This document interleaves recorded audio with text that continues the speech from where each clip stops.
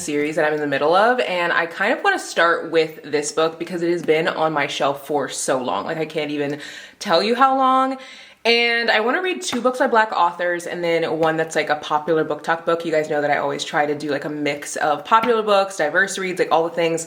So I'm gonna read this book. This is book 3 in a series. Now, did I like book 1? No. Did I like book 2? No. But this has been my most anticipated like book out of all 3 of the books, and really the only reason why I've wanted to continue the series because I love Sloane and Lucian. So we'll see how I feel about this. I have very high expectations for it because I love this author's writing.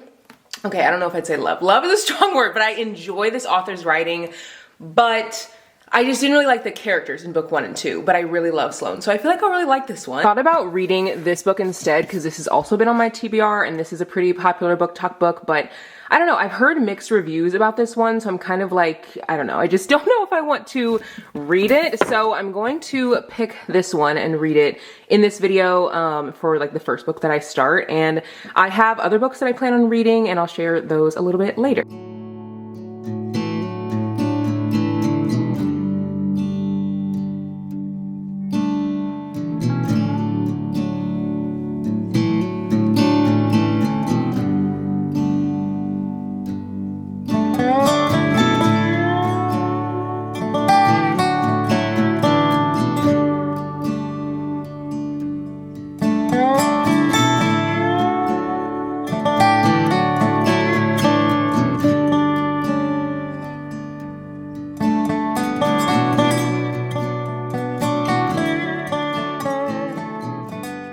I am really loving this book so far, like surprisingly. And I think surprisingly because I don't normally read a bunch of like super popular book talk books and like fall in love with them, but I'm on page 40 and this book, I'm feeling so like connected to Sloane. So this book kind of starts out where you're going to Sloane's dad's funeral, and if you guys have been here for a while, you guys know that my dad passed away last year, really around this time, and she's like going to his funeral and you can see like all the emotions that she's feeling, and after the funeral she just like wants to go home and just like cry and be by herself, which I feel like I resonate with so much. And all of her friends, they're kind of just like, yeah, no, we're not like letting you do that. Which I kind of want to give like a, I don't know, a video on like how to show up for friends like who are grieving, or just like how to be a good friend or how to get through or work through grief, because it's been a year next month, and granted I am definitely living with grief and I feel like you kind of live with it forever, but I feel like there's things that you can do to just like make life a little bit easier. But in this book, her friends are like, yeah, we're not letting you like be alone tonight. And I think that that is one of the most beautiful ways that you can show up for a friend, is just to like genuinely be there. They like brought over a bunch of, hopefully you guys can hear me, it's getting so windy, it's kind of gloomy out and I think it's actually about to rain, but they just like brought over a bunch of snacks, they brought over margaritas, and they're just like, yeah, you're not gonna be by yourself. And I just think that is such a beautiful display of love, and I feel like you don't see that often anymore. Like, I feel like back in the day people would like walk over to their neighbors and be like, oh, like, do you have sugar, like I'd love to borrow it from you, like that kind of thing. And now I feel like it almost feels like an inconvenience to just like pop over to a friend's house. So it's really cool to see that in this book. I just got to page 46 of this book and I resonate with Sloane so freaking much. Like, I don't know what it is. Like, I knew that I would like her as a character, but I don't think I knew I would like her this much. But she is kind of like getting baby fever, and you guys know I've been like pretty just like open about how my thoughts on like children and like what I want in the future with my husband have definitely like changed. And she's like just saying how she like is wanting kids now, and her friends are like are you sure? Like, do you want to start a family, or do you feel like you should start a family? And she's like, I think I want to. And she was saying that I held my cousin's baby at the funeral today and it must have kickstarted my dormant ovaries or something. Mom and dad wanted nothing more than to have a big, messy, intergenerational family, but dad only got to enjoy one grandkid before he died because I was too busy being awesome at my job. And they're like, guilt isn't a reason to want to start a family, my sexy little librarian. And then she goes, I don't want a guilt baby. It's just I put so much time into building the professional side of my life, I forgot about my personal side. And I resonate with that so much. And not that I have forgotten about my personal side, but I feel like this year after Dad passed, I had a totally like new perspective just on life and like importance. And not that I didn't think that friends and relationships were important before, but I feel like now more than anything, I'm putting that above like just top priority. Like making time with friends, making new friends, building into the relationships that I have, like really fostering relationships that are already there and letting go of ones that like don't serve me anymore. I just have like built into that so much in this last year, really, since he's been gone, because it's like, what else matters? Like, you know what I mean? Like, what else matters besides the ones that we love? Like, I don't know. So I feel like I resonate with that a lot, because just seeing how my perspective has changed, and like now I'm like, I do want kids and I do want to be a mom and I do want to build into my parents like before they pass away, like Brady's side and my mom who's left, and my siblings. Like I've tried to get together with my siblings, like one of them like once a week if I can, because I have 5 siblings and some of them do live in town, but it's so easy to like let other things get in the way. So I don't know, I'm just like resonating with her so freaking much.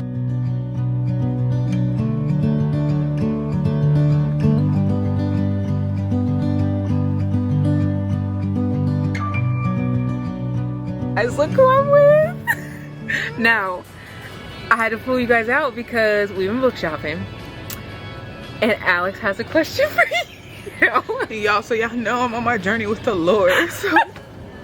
Show him the book. Show him the book. Show him the book. The book that I want to get. The book. That okay, you hold get. on. I don't know if they have number 1 over here. I think.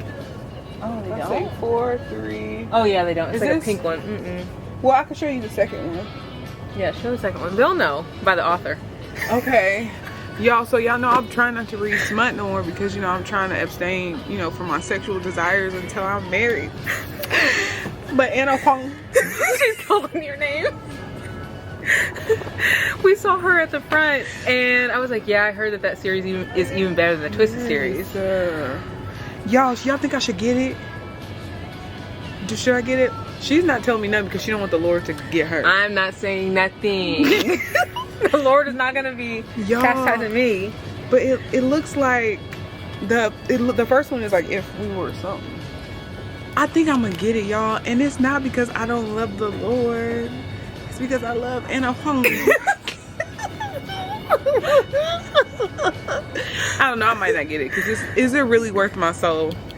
You know, and I'm thinking, y'all, I'm gonna ask y'all this, and y'all can, you know, comment down below and let me know if after I get married, y'all think I can start reading smut again. Oh, for sure, for sure.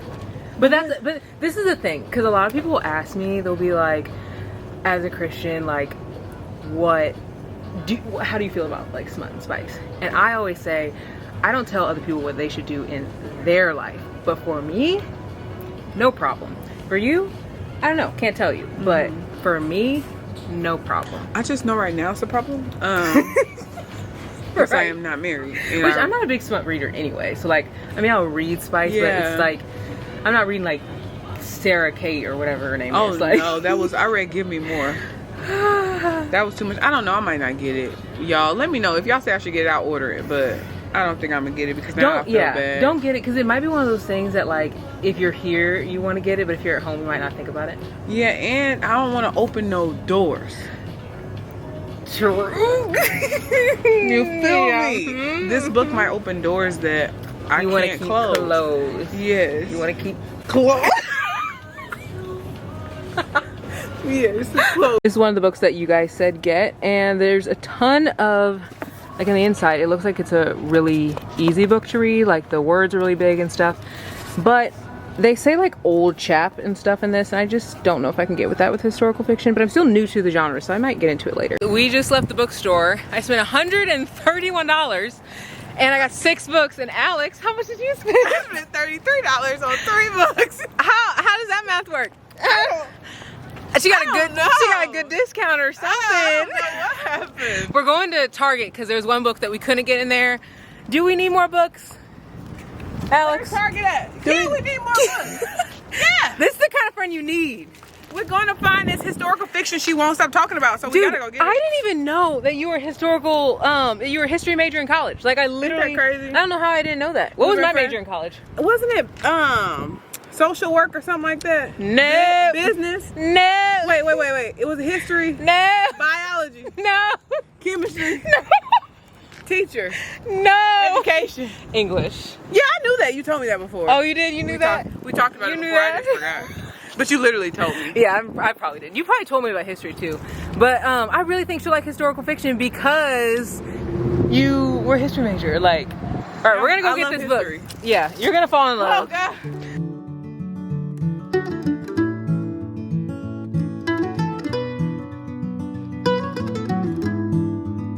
First book we see in Target Cheaper. is the first book in the series. I think I should get it. No, you shouldn't.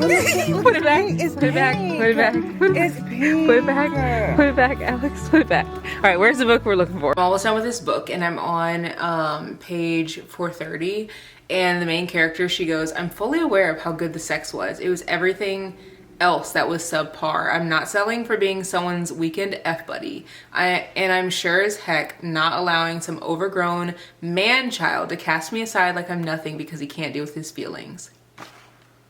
Mic freaking drop. More women in books need to like stand up to men like this. Like, if you feel like you're not being treated the way you should, stand on business. Like, she is doing that, and I am loving that for her. I do feel like this book is definitely dragging on a bit. Like, I still have like over 100 pages to go until this is done, and it kind of feels like it's been just a little too long. We're at page, it'll get to 581 before it's like finished, and I'm at 430, but yeah, I don't know. It's good. I just wish it was like a little bit shorter. I just got to the end of page 34 and or chapter 34, and I'm on page 437, and the main character, she goes, "Love makes men stupid." And then someone goes, "Yes, it does, but does denying it make us stupider?" Like, I mean,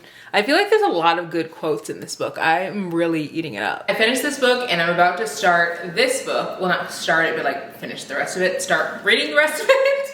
I have been reading this for quite some time, and I really just feel like I hadn't been in the mood for a romance. And I feel like this definitely got me back into it more. This book, I think I'm going to rate 3 stars. I actually enjoyed this book way more than the other two. If it didn't like drag on quite as long at the end, I think that I would have definitely rated it higher, but I feel like the last 150 pages just felt like it wasn't needed. The ending was like, it took me by surprise. There was so much happening, and I feel like Lucy Score has like kind of done the whole like bad guy, like good guy like thing in a lot of her stories, and this at the end felt so similar to book 2 that I just was like, I kind of already feel like I know what's happening. So again, it was an enjoyable read, but I do feel like I kind of already read it. Like, I just feel like it wasn't as good as it could have been. So 3 stars, good. That's not a bad rating. That's just mid for me. And I'm halfway through this one, or a little bit more than half, so I'm gonna finish this off today. But I wanna show you guys half of my Barnes & Noble, or not my Barnes & Noble, my Books A Million haul. Now, I have tons of books in here. I have 1, 2, 3, 4, 5, 6, 7 books in here. I'm going to show you guys 3 of them now, and then I'm gonna show you guys the other 4 later, just because the sun is starting to set, and the sun sets so early now, and so I want to make sure that I actually get outside to enjoy some of it before like the end of the day. It's like literally just turned 5 o'clock, so I'm gonna try to like soak it in. I think the sun is gonna set, I think it says like 6:30 now, I think.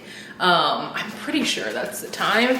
Maybe it's like 7 o'clock, maybe, I don't know. Either way, it's not even super bright out right now, and I know it's not gonna last that long, so I'm just gonna pull 3 books out of here that I have, and then I'm gonna show the other 4 later. So these are the 3 that I wanna show you guys now. The first book is a book that I actually picked up whenever I was in Michigan, and I actually ended up leaving it at the bookstore by accident. I had it in a stack of books, and then I just had it on the bottom, and then I think I picked up the top and then left it. I don't know what happened, but I wanted to pick this one up. I've heard great things about it. It says, in this sizzling and swoony novel, two rival musicians fight their attraction as they compete for center stage. When professional and self-taught violinist Gwen Jackson plays, she disappears into the peaks and valleys of each song. A quiet passion that never quite explodes into pure emotion. Xander Thorne is the exact opposite. A cellist and a rock star, he's all about big emotion, but not even his 6'4" frame can contain his skill, his genius, and an attitude that borders on jerkitude. Not only did it take Xander a year to notice that he and Gwen both play in the Manhattan Pops, but he also always seems to have the perfect cutting criticism about her technique. When Gwen is offered the role of first chair at the orchestra, something Xander has secretly coveted for years, her existing hostility goes up a notch. Yet, despite her best efforts, Gwen can't ignore the sizzling chemistry between them. Forced to work more closely together, it's clear that their powerful connection could make for a performance that would blow everyone's minds. Suddenly, their box office dynamite and the fragile romance growing between them is in danger of being crushed beneath a publicity stunt. This just looks really good. I've heard great things about it. Her first book, I actually was gonna read, and then this one I feel like came out just so fast. So I wanted to read this one first instead. And then I also have this book, Moth to a Flame. This is by Ashley Antoinette, and this is an urban romance. I've heard incredible things about this story, and I love urban romances. You guys know that I've like really gotten into my urban romance era this year. And this says, in the little city of Flint, Michigan, which I literally just came from Michigan, like how perfect. And it says, the good die young and the people left standing are the grimiest of characters. With reign over the city's drug trade, Benjamin Atkins makes sure that his precious daughter Raven was secluded from the grit that the city had to offer. But when Raven's young heart gets claimed by Mizan, a stuck-up kid in search of a come-up, there's nothing Benjamin can do about losing her to the streets. She chooses love over loyalty and runs off with Mizan, but her new role as wifey soon proves to be more than she can handle.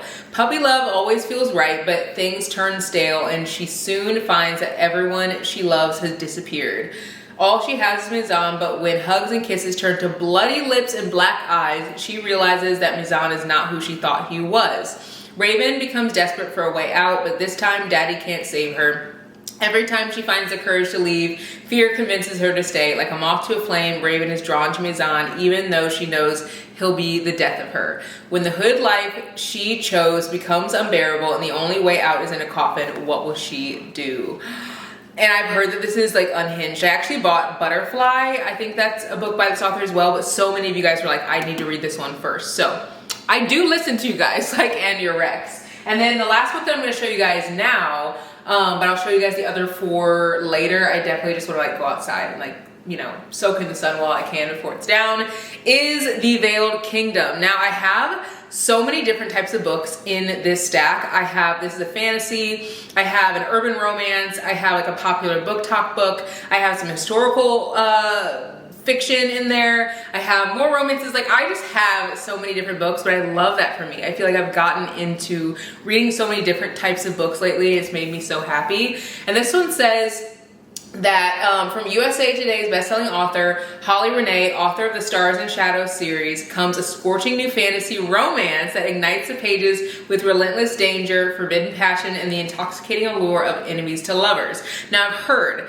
that if you like fantasy and you love romance, this is the perfect balance. I've heard that there's a ton of romance in this, so I'm so excited for this because I always love like the romances in fantasies, but I feel like I don't get enough, and I feel like if I got more of the romance, then I would just like eat up the story. So this will be interesting to see if I like it. It says, fleeing from my father's cruelty, the wicked king who robbed me of the future, I face death in the streets, caught between a rebellion and a tyrant's reign. Captured by those sworn to kill me, the rebels remain blind to my true identity, the missing daughter of the despised king. Faced with an impossible choice, I stand before them, join the rebels, or face their blades. Yet, decree? See, this is the thing about fantasy. I don't know what y'all are saying. Like, I don't know. We'll just call him D.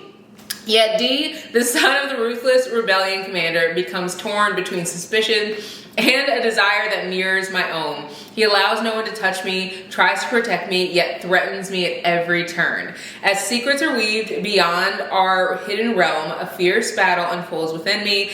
As I get closer to the rebels and their cause, my loyalty to my kingdom clashes with my undeniable devotion to D and the burning connection between us. In a world where love and hate are two edges of the same blade, I find myself caught in a delicate dance between forbidden desire and my looming destiny.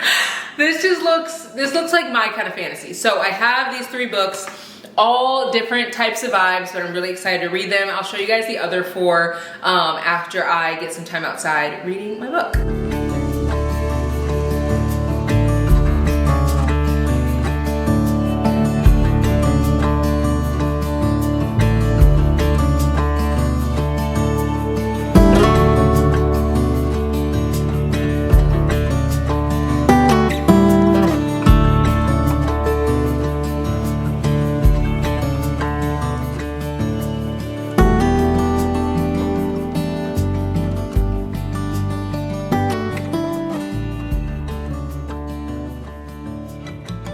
This book has one of the most like realistic depictions of like someone who's getting into drugs and also like verbal abuse. Like I feel like a lot of the time in books, the verbal abuse is like, you're terrible, like you're dumb, you know what I mean? It's like, okay, obviously like we know that's verbal abuse, but I feel like, I don't know, it's hard to explain. Like a lot of things start more subtle than what is shown in books. Like you can see on 268, she's like, I'll be fine, I've been working on myself, I'm trying to be more presentable, you know, less leggings and flip-flops, more dresses and heels, I'm a stylist now, my hair is manageable, I've been working on my enunciation, I've been working on my crooked smile, you see me smile more, right? Let me see, what else is wrong with me? Oh, my emotions, I'm working on that too. That's just been a bit harder to control, you know? It's just been a tough year. I'm gonna do better. I try not to think about, and then I'm not gonna like spoil, because that was like kind of a spoiler if I say like what she's trying not to think about. And she said, I'm not gonna say the name because I, again, don't want to spoil it, but they say, well, okay, I feel like I'm gonna end up spoiling if I like say too much, but pretty much, she's just like saying all these things that she feels like she needs to fix about herself. And I mean, I even think about like past partners and stuff who would like say things and they were just like negative and they like stuck with me for so long. And I can't imagine being in a relationship where you're actually like being verbally abused and having to like deal with that day by day and not like taking that on as like your identity, you know? But you can easily see that Avery is doing that. And then as this book goes on, like right now I'm at 284, she is like a shell of a person. And I feel like Lauren Lacey's done an incredible job of like showing how much her personality's changed, because that's so hard to write. Like you're completely changing the essence of a character. And so like the beginning of this book, she was like happy and like go lucky, like just a character that I loved. And now I'm starting to literally like be so irritated by her. But I think that's the point. Like I feel like we as the reader, we are supposed to not like her because she's like spiraling. Like she's like getting into drugs, and they like, her friends are kind of like giving her like a come to Jesus moment. Like, not really, you know what I mean? Like they're like, this needs to stop, you like something needs to change. And like the whole family, like all their friends are like, this is like not okay. And she was like, just give me time, y'all. Everyone in this room is going through something. My little problems don't even compare. Don't worry about me. I have everything under control. I promise. It's not even serious. It's just something I do every now and then. A few Addies, a few Xannies, maybe a Vicodin to sleep, nothing hard.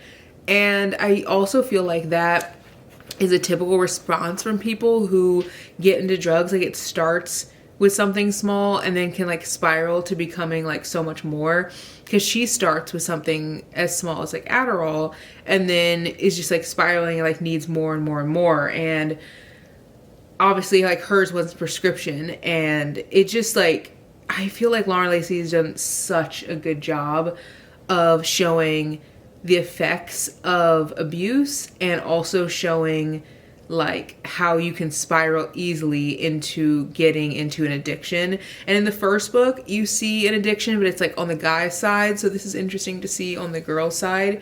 And it also talks a lot about like her family. So I do think that this book, it's harder to connect with Avery because she's so unbearable. And so like I almost feel more for her family. I mean, I feel for her too, because like she goes through a lot, but I almost feel like I feel more for her family than I do for her. I just am like, get it together, girl. But again, I think that's like a job well done to Lauren Lacey, because like we do not like her. And that just goes to show that like society, like as a whole, we don't really give grace for like people who are going through things, and we don't really like give them space to like figure it out. We're just kind of like, get it together, like, you know. I don't know. We'll see how I feel by the end of this book. I kind of hope she gets back to her normal self, because half of this book has just been her being pretty much insufferable because she is like spiraling and like getting into all the stuff that she shouldn't be into. But anyway, that's like my thoughts so far. I'll probably finish this up by tomorrow, I think. I literally said that yesterday, but I really do think that I'm gonna finish it by tomorrow, I think.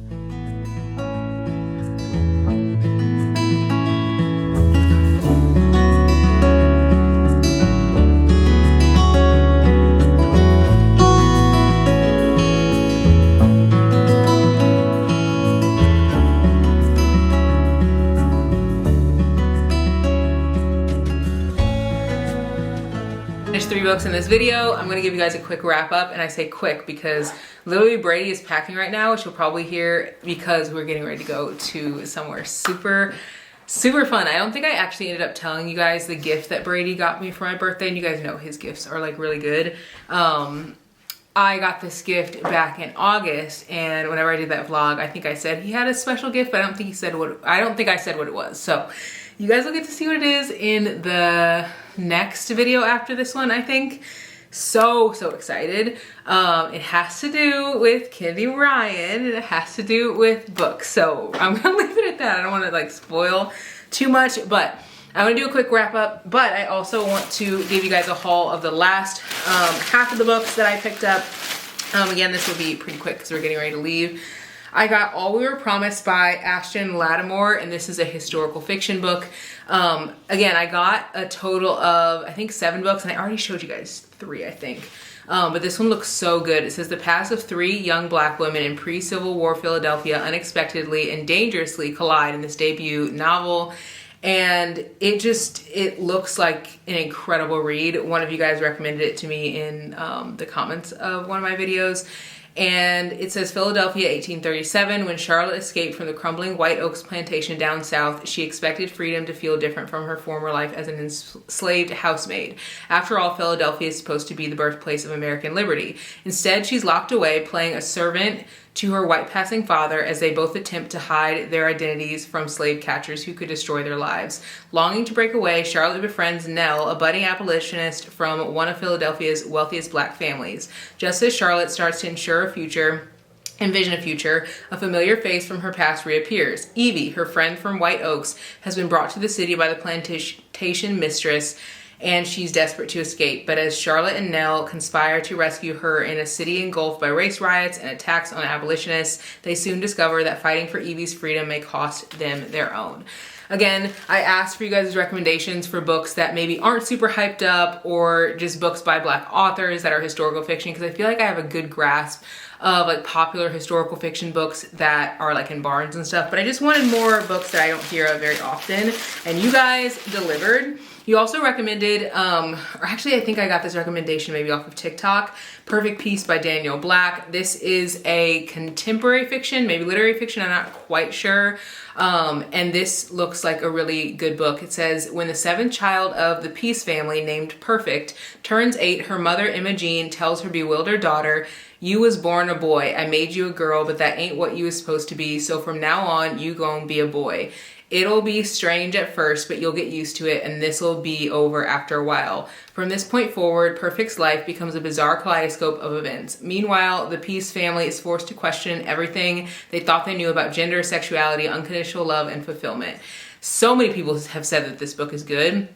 I don't really know a ton about it. I know it's about a mother who always wanted a girl, and she, I think, had all boys, so she decided that at a young age, she was going to have a girl. And so she like has a seventh child, as it says on the back of the book, and she said, you was born a boy and I made you a girl. So that's what this book is about. Again, I feel like this is literary fiction because I feel like I've heard about people talk about this at universities, but I could be wrong. It's hard to decide, I feel like sometimes, what's literary and contemporary fiction. And then I also picked up Yellow Wife by C.D. Johnson. This is the author who wrote The House of Eve. So many of you guys said that this was an incredible book, and I trust your judgment. It says, born on a plantation in Charles City, Virginia, Phoebe Dolores Brown has lived a sheltered life. Shielded by her mother's position as the estate's medicine woman and cherished by the master's sister, she's set apart from the others on the plantation, belonging to neither world.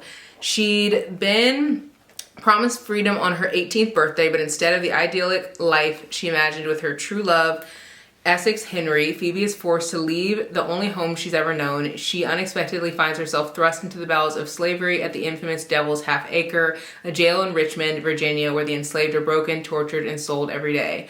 There, Phoebe's exposed to not just to her jailer's cruelty, but also to his contradictions. To survive, Phoebe will have to outwit him, even if it means making the ultimate sacrifice. You guys have said that this book is good and House of Eve is good, but this book is way shorter. It's like 253 pages, so I'm thinking maybe I'll read that one first. And the last book that I got is The Thing About Home by Rhonda McKnight, and this is a historical fiction book as well. It says, Casey Black needs an escape. When her picture-perfect vow renewal ceremony ends in her being left at the altar, the former model turned social media influencer has new fame, the kind she never wanted. An embarrassing viral video has cost her millions of followers. Her 7-year marriage is over. With her personal and business lives in shambles, Casey runs from New York City to South Carolina's Low Country, hoping to find long-lost family who can give her more answers about her past than her controlling mom/manager, who has ever been willing to share. What Casey doesn't expect is a postcard-worthy property on 300-acre farm, history, culture, and a love of sweet tea. She spends her days caring for the land and her nights cooking much-needed Southern comfort food. She also meets Nigel, the handsome farm manager whose friendship has become everything she's never had. And then there are the secrets her mother can no longer hide. Through the pages of her great-grandmother's journals, Casey discovers her roots run deeper than the low country soil. She learns that she has people, a home, a legacy to uphold, a great new love story, and if only she's brave enough to leave her old life behind. And this, I think, is told in past and present timeline. So that's where the historical fiction piece comes in. So those are the 4 books that I got, all historical fiction, but then the other stack you guys saw, it was kind of like a mix of things. First book I finished, Things We Left Behind. I think I'm gonna leave this at a 3-star rating. Enjoyed it, definitely my favorite of the series, but was for sure too long. This is like over 600 pages, and it definitely could have been like 400 pages, and I would have been perfectly fine with that amount. I feel like there was a lot added in that didn't need to be in there, but there was so much more depth in this book, I think, than the other 2 books. Really enjoyable. 3 to me is just like a mid. It's not like bad, it's not good. It's just like, it is like it, I mean, I guess I would say it is good, but it's just not like great. And then I also read Love You Finally by Lauren Lacey. I've been reading this book forever, it seems like. This book is definitely giving drama. It's giving like, it's giving Lifetime movie. And I feel like I kind of got out of the mood of that halfway through the book. And so I put it down for a bit and then I picked it back up when I was in the mood for it again. And I don't know, I just feel like this book didn't hit like the first one did, but there is a great representation of abuse in this book and how it can so easily fall into someone's life and slip in there just like ever so quietly, because a lot of the time you think of abuse coming in like hard and loud and fast, and like how could this person not see it coming? And I feel like this came in like so subtly in every area where she was like abused. And I feel like it would be great for people who maybe have been through something like that to be able to resonate with that character. And then I read The Housemaid Watching by Frida McFadden, and this book, 2 stars. I don't think I said what I'm rating this one. I'm rating this one 3 stars. And then this book, 2 stars. I think that she has way better books than this one. I actually didn't even start enjoying this until like chapter 50, which is like super far into the book. I think that's like almost 200 pages into the book. Yeah, so 246 pages into the book, and the book is only 383 pages. So it took a while for it to even feel like a thriller. Before that mark, it literally just felt like I was reading contemporary fiction. So there was really nothing thrilling about it. I'm like, this is a suburban mom, like Millie where? Because she was not giving the Millie of book 1 and 2. So I kind of wanted to read it for myself because I've seen some reviews that are like not so great. So I just wanted to like see for myself how I felt. Wasn't my favorite. Is Frida McFadden going to be an author I continue to buy? Yes, she has a new book coming out in October, and I will be there at Barnes picking that up, or at an independent bookstore picking it up ASAP. So hope you guys enjoyed this video. I really enjoyed hanging out with you guys. Be sure to come back on Tuesday because there's new videos every Tuesday, Thursday, and Saturday. And I'll see you guys in the next one. Bye guys.